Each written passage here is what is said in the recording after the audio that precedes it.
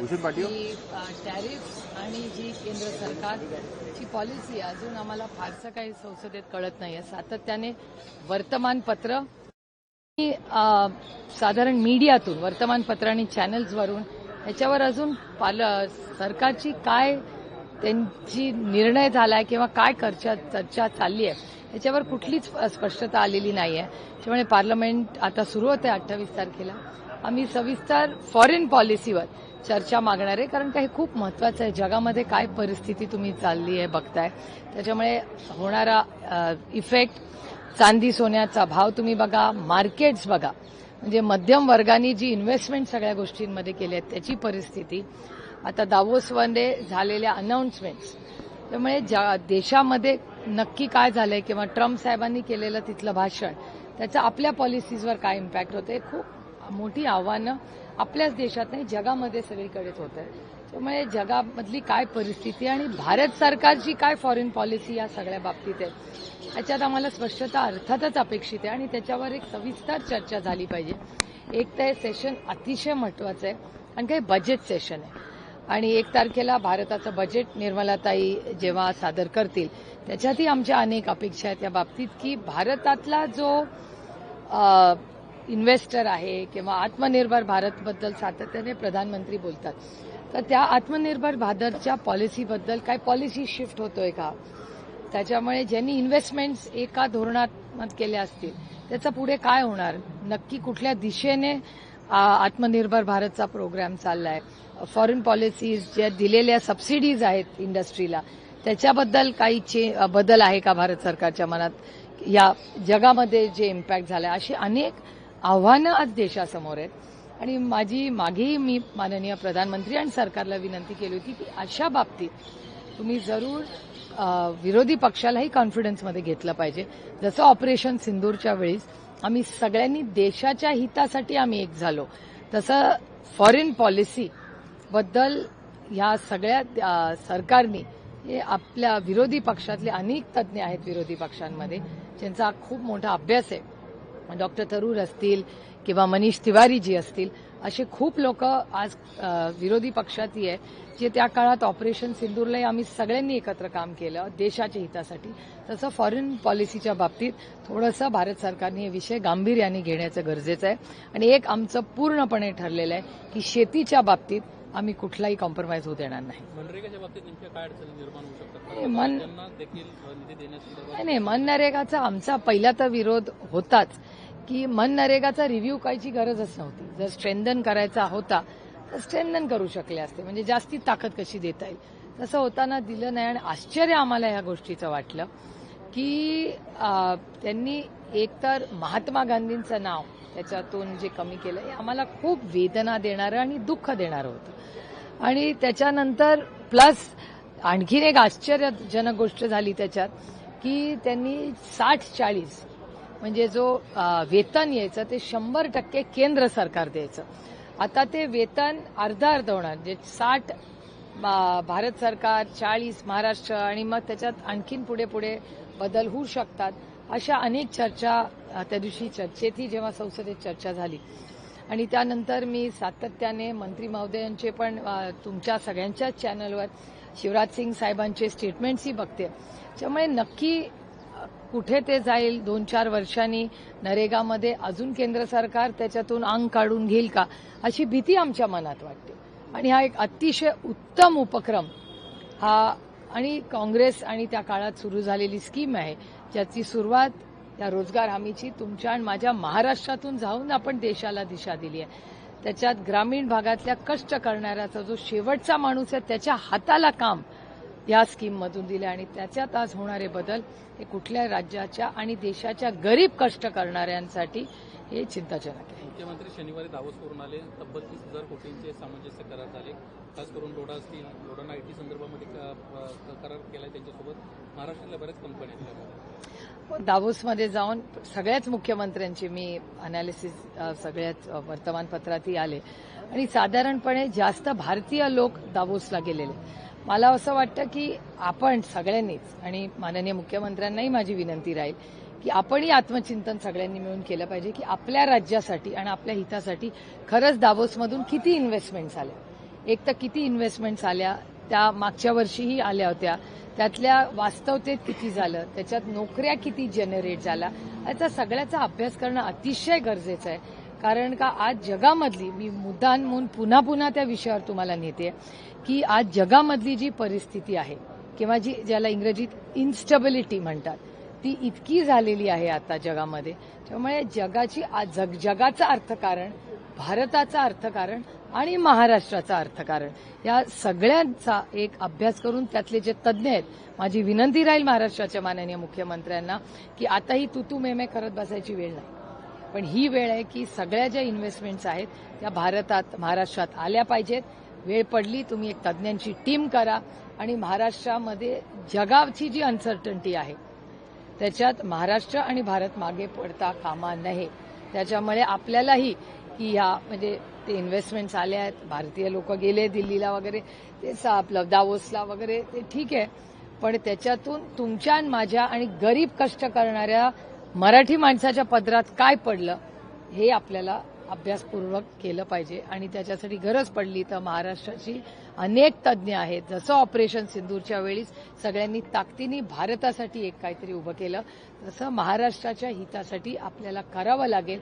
कारण का फॉरेन पॉलिसीबद्दल अजून आम्हाला तरी स्पष्टता येत नाही. डेटा अनालिसिस कायम तुम्ही करत असता, काय तुमचा डेटा आतापर्यंतच्या या सगळ्या गोष्टींसंदर्भात सांगतोय? मागचं सरकार असेल, आदित्य ठाकरे पण गेले होते, त्यानंतर शिंदे सरकारमध्ये मुख्यमंत्री त्यावेळेच्या तत्कालीन गेले होते ना. आता नाही, अनेक वर्ष लोक दावोसला जातात. दावोसला जाण्यात मला काहीच त्याच्यात गैर वाटत नाही. हे खूप मोठी नेटवर्किंग, नवीन लोक भेटतात, जगात काय चाललंय हे तिथे दावोसमध्ये कळतं. पण तुम्ही बघता कनेडियन प्रेसिडेंट प्राईम मिनिस्टरचं भाषण आणि दुसऱ्या दिवशी झालेलं ट्रम्प साहेबांचं भाषण, त्याच्यावरनं आपल्याला एक अंदाज येतो की काय नक्की चाललेलं आहे. आणि मी तुम्हाला एवढ्यासाठीच या इंटरनॅशनल गोष्टी सांगते कारण का तुमच्या आणि माझ्या दैनंदिन आयुष्यात त्याचा इम्पॅक्ट होणार आहे. आता तुम्ही बघता साऊथ अमेरिकेमध्ये काय झालं, त्याच्यानंतर ग्रीनलँडमध्ये काय चाललंय, आता आपली पॉलिसी काय राहणार आहे. म्हणजे अमेरिकेचा आपला करार अजून पूर्ण होत नाही. पियुष गोयलजी गेले, त्याच्यानंतर अश्विनी वैष्णवजी आता अमेरिकेला मध्ये जाऊन आले. त्यामुळे टियर 1, टियर 2 असेही डायलॉग्स चालू असतात अनेक वेळा, जे कदाचित आपल्याला माहिती नसतात. म्हणून फॉरेन पॉलिसीबद्दल केंद्राचं काय धोरण नक्की स्पष्टता असणार आहे. आपलं अमेरिकेचं नातं, आपलं चायनाचं नातं, त्याच्यात होणाऱ्या आपल्या इन्व्हेस्टमेंट्स, म्हणजे आता हिंजवडीमध्ये जे निर्णय प्रक्रिया होतील, त्या ज्या कंपनीज आहेत त्याचा इम्पॅक्ट काय आहे बाबा, त्यांना आपण काय सबसिडीज देतोय. त्यामुळे माझी माननीय देवेंद्रजींना विनंती राहील की बाकीच्या राज्यात होणाऱ्या इन्व्हेस्टमेंट्स त्याचे कम्पॅरेटिव्ह स्टडी आपण केला पाहिजे. कारण का सगळेच राज्याचे सगळेच मुख्यमंत्री येऊन म्हणतात आमच्याकडे एवढा इन्व्हेस्टमेंट आली.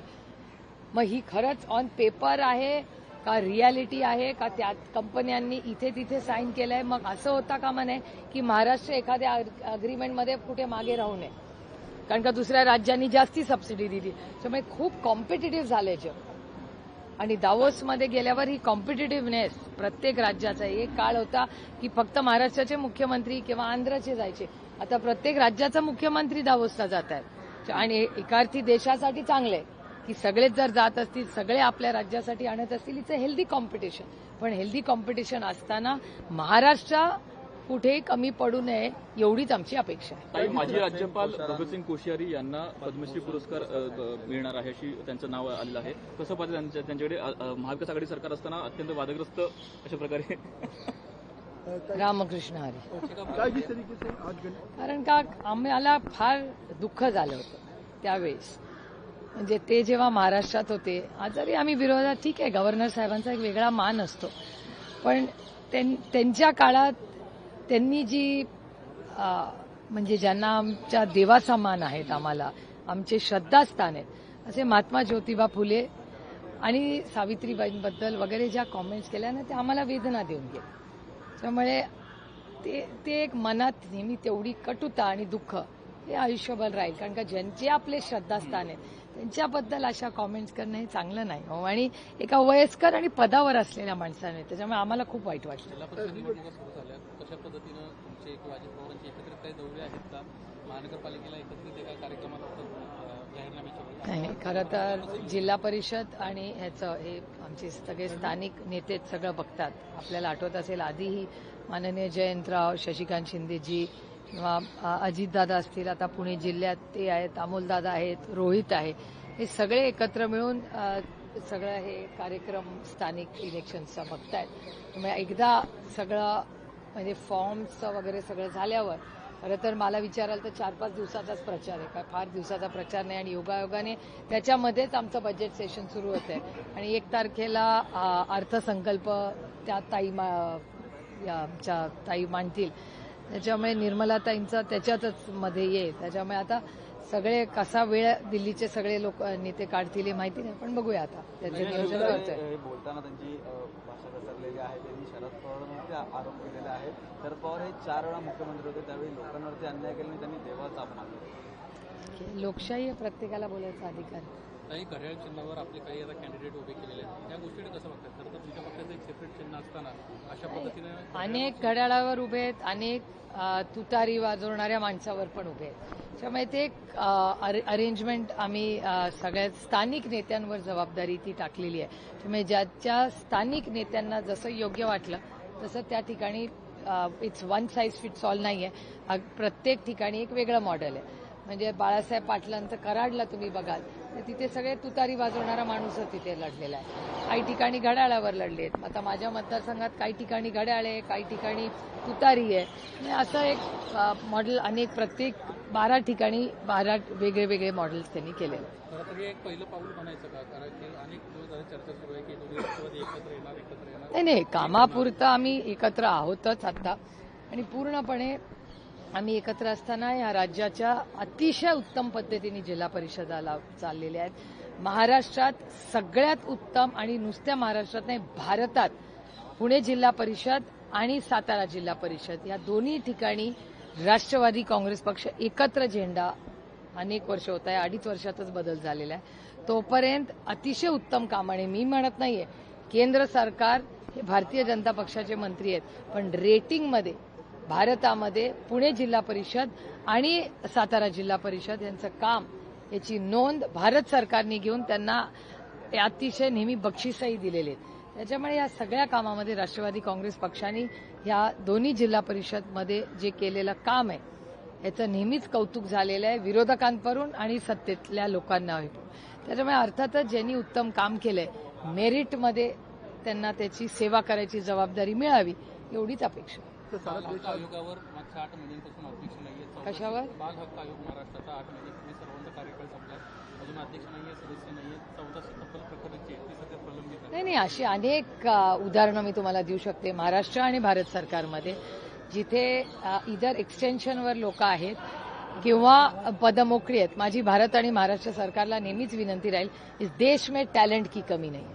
या देशात टॅलेंटची खरंच कमतरता नाही आहे आणि तातडीने माननीय मुख्यमंत्र्यांनी आणि केंद्र सरकारने ज्या ज्या या जागा आहेत याची एक मी पार्लमेंटमध्ये लिस्ट वाचून दाखवली होती. भारत सरकारच्या अशा किती महत्वाच्या जागा ह्या आता तिथे कोणी नाहीये निर्णय प्रक्रियेत आणि महाराष्ट्रात हे अतिशय संवेदनशील पद आहे. त्याच्यामुळे त्याच्यावर तातडीने माननीय मुख्यमंत्र्यांनी निर्णय घेतला पाहिजे. पुन्हा एकदा ड्रग्ज पकडण्यात आलेले आहेत. 6,500 कोटी रुपयांचे ड्रग्ज पकडण्यात आले आहेत. वारंवार ड्रग्जच्या कारवाया ह्या महाराष्ट्रात वाढताना पाहायला मिळतात. नुसत्या कारवाया करून होणार नाही.